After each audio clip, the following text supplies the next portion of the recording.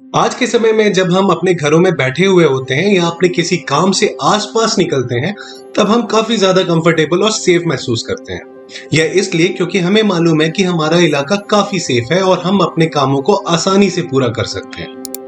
मगर क्या आपको मालूम है कि दुनिया में ऐसे काफी डेंजरस कंट्रीज हैं जहां रहने वाले लोगों को हर वक्त एक अजीब सा डर रहता है कि उनके साथ कब क्या हो जाए, इसकी कोई गारंटी नहीं है।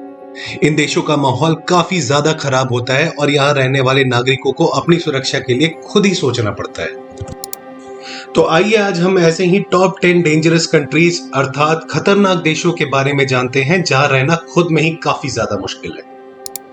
इससे पहले अगर आप इस चैनल पर नए हैं और ऐसे टॉपिक्स में इंटरेस्ट रखते हैं तो प्लीज सब्सक्राइब करें और बेल आइकन भी प्रेस करें। इस लिस्ट में पहला नाम है नॉर्थ कोरिया। इस देश में रहना खुद आग से खेलने जैसा ही है। कोई अपने सपने में भी इस देश में जाना पसंद नहीं करे। यहाँ सालों से नॉर्थ कोरियन तानाशाहों द्वारा राज किया जाता है। अगर देश का कोई भी नागरिक उनकी इस सरकार का विरोध करे तो उन्हें सख्त से सख्त सजा दी जाती है। इस देश ने अपने नागरिकों के लिए काफी सारे सख्त नियम भी बनाए हुए हैं। अगर कोई नागरिक किसी नियम का पालन न करे तो उन्हें दंडित किया जाता है, जिसमें मौत की सजा भी शामिल है। नॉर्थ कोरिया देश खुद में ही अपने पॉलिसीज बनाता है और इसे बाकी देश दुनिया से कोई लेना देना नहीं होता। कोई देश अगर इनका विरोध करे तो नॉर्थ कोरियन सरकार उन्हें सीधे सीधे हमले की धमकी दे डालती है। इस देश ने काफी सारे न्यूक्लियर हथियार भी बना रखे हैं जिनका वो समय समय पर टेस्ट और प्रदर्शनी करते रहते हैं ताकि बाकी देशों को उनकी तानाशाही ताकत दिखा सके। इन तानाशाही ताकतों का सीधा प्रभाव वहां के नागरिकों पर भी होता है और उन्हें अपनी जिंदगी डर के साए में गुजारनी पड़ती है।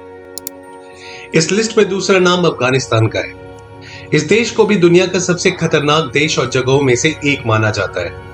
इस देश ने आज तक काफी सारे इंटरनल वॉर्स देखे हैं जिनमें हजारों लोगों की मौत हो चुकी है, जिनमें काफी संख्या में बच्चे भी शामिल हैं। अफगानिस्तान में तालिबानी आतंकी संगठनों द्वारा काफी सारे हमले किए जाते हैं जिनके कारण काफी लोगों की मौत होती है। इस देश के लोगों में हर वक्त एक डर का माहौल बना रहता है। अमेरिका में हुए 2001 के हमले के बाद से ही अमेरिकी आर्मी को यहाँ तैनात रखा गया था और इनकी सेना और तालिबानी हमलावरों में इंटरनल वॉर हमेशा जारी रहता था। पिछले साल ही अमेरिका ने अपने सैनिकों को वापस बुलाया है। अफगानिस्तान में दुनिया के किसी भी देश की तुलना में युद्ध और आतंकवाद से सबसे ज्यादा लोगों की मौतें हुई।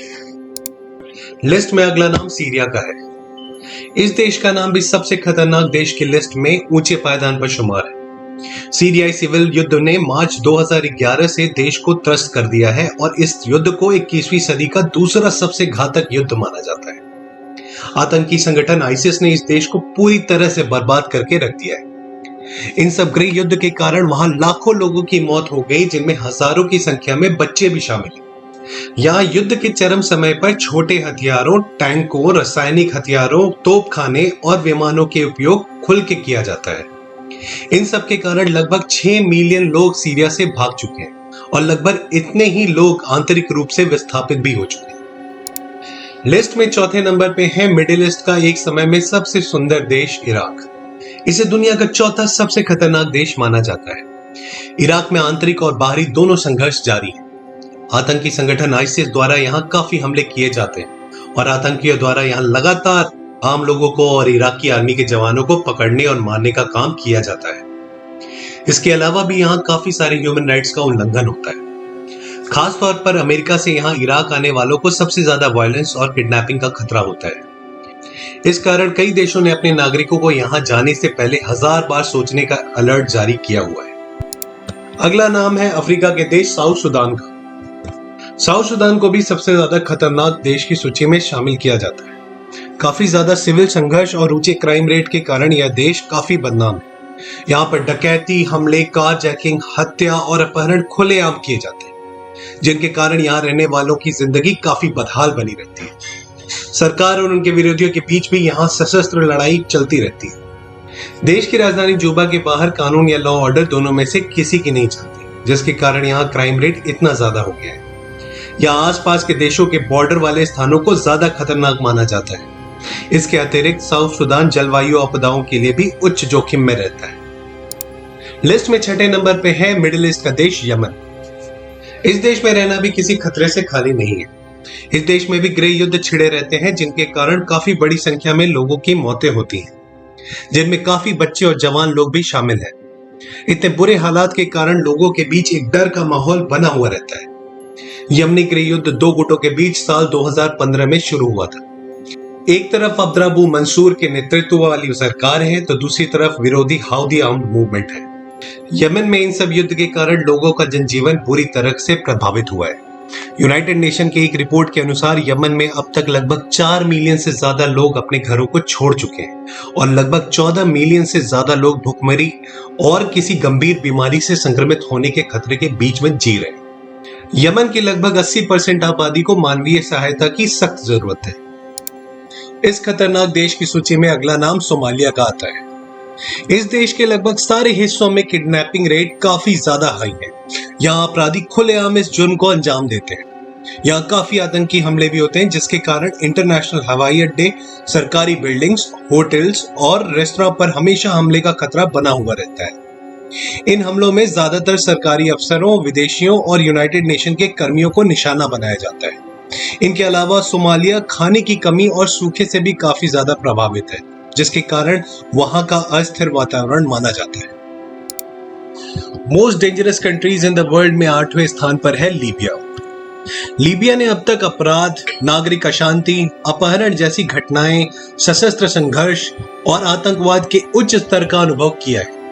लीबिया में ज्यादातर हिंसा अलग अलग नागरिक सेनाओं के आपस में क्षेत्र और संसाधन के लिए भिड़ने के कारण ही होते हैं। इतनी हिंसा के कारण वहां काफी लोगों की मौत भी हुई है। आतंकी संगठन आईसिस द्वारा भी यहाँ काफी हमले किए जाते हैं जिनके कारण काफी बड़ी संख्या में नागरिकों और सुरक्षा कर्मियों की जान जाती है। इतनी अशांति के कारण देश का माहौल काफी ज्यादा खराब और तनावपूर्ण रहता है, जिसके कारण वहां के लोगों का जीवन काफी बदहाल हुआ पड़ा है। राजधानी त्रिपोली और अन्य बड़े शहरों जैसे सुमन, अल-जुफ्रा, मिसराता, अल्ताबिया और बेंगाजी लगातार मिलिशिया और आतंकवादी हमलों के बीच लड़ाई के स्थान बने रहते हैं, जिनके कारण अब तक हजारों लाखों लोगों की मौत हो चुकी है, जिनमें काफी बड़ी संख्या औरतें और बच्चों की भी है। लिस्ट में 9वें स्थान पर है डेमोक्रेटिक रिपब्लिक ऑफ कॉन्गो। इस देश ने कुछ सालों पहले इबोला नामक एक खतरनाक महामारी का सामना किया था और वर्ल्ड हेल्थ ऑर्गेनाइजेशन के मुताबिक इस बीमारी से वहां लगभग 2200 लोगों की जान गई थी। डीआरसी में होने वाली हिंसा के कारण वहां इबोला के मरीजों की देखभाल करना भी स्वास्थ्य कर्मचारियों के लिए काफी ज्यादा मुश्किल भरा था, जिसके कारण उनके काम करने की क्षमता बाधित होती थी। इनके अलावा देश भर के शहरों में प्रदर्शन काफी आम बात है और अक्सर ये प्रदर्शन हिंसक भी हो जाते हैं। हिंसक अपराध भी यहाँ काफी आम है, जैसे सशस्त्र गृह आक्रमण, डकैती और हमले, और वहां की पुलिस के पास अपराध का प्रभावी ढंग से जवाब देने के लिए संसाधनों की भी भारी कमी है। इन्हीं अपराधों के कारण वहां के नागरिकों और पुलिस कर्मियों की मौत भी काफी बड़ी संख्या में होती है। इस लिस्ट में 10वें और आखिरी नंबर पे है सेंट्रल अफ्रीकन रिपब्लिक। इस देश को भी रहने के लिए काफी ज्यादा खतरनाक देश माना जाता है। साल 2017 में एक शांति समझौते पर हस्ताक्षर किए जाने के बावजूद देश में अराजकता लगातार बढ़ रही है और फैल रही है। इस देश में इतनी अशांति का मुख्य कारण सेलेका रिबेल्स और एंटी बलाका मिलिशिया नामक दो गुटों के बीच की लड़ाई है। इस संघर्ष के कारण 6 लाख से ज्यादा लोगों को आंतरिक रूप से विस्थापित होना पड़ा है और लगभग 8 लाख लोगों को अपने देश को छोड़कर शरणार्थियों के रूप में पड़ोसी देशों में बसना पड़ा है। इनके अलावा देश भर में हिंसा, लूटपाट और मानवाधिकारों के हनन होना भी काफी आम बात है, जिसके कारण वहां के लोगों का जीवन काफी ज्यादा बदहाल है।